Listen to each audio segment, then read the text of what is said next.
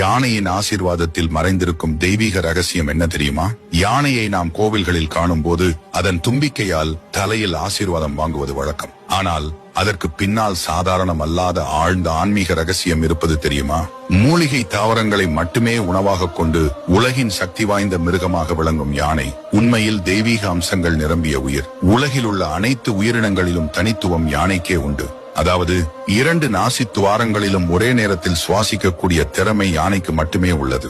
ஆனால் நம்முடைய சுவாசம் எப்போதும் ஒரு நாசி வழியாக மட்டுமே நடைபெறும். வலது நாசி வழியாக சுவாசிக்கும் போது அதனை சூரியகலை என்கிறோம். இடது நாசி வழியாக சுவாசிக்கும் போது அதனை சந்திரகலை என்கிறோம்.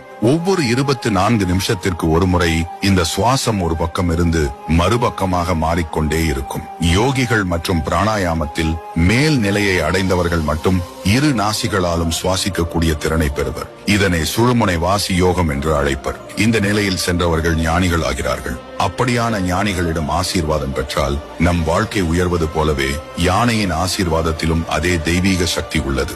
யானை தனது தும்பிக்கையை நம் தலையில் வைத்து ஆசீர்வதிக்கும் போது நம்முடைய மூச்சு சீராக இயங்கும், தீய எண்ணங்கள் விலகும், நல்ல சிந்தனைகள் வளர்ந்து இறைவனை சிந்திக்கும் ஆற்றல் உயரும், மனதில் அன்பு, தர்மம், ஒழுக்கம் பெருகும். அதனால்தான் கோவிலில் யானையிடமிருந்து ஆசீர்வாதம் பெறுவது வெறும் பழக்கம் அல்ல, இறைவனை நெருங்கச் செய்யும் ஆன்மீக ரகசியம்.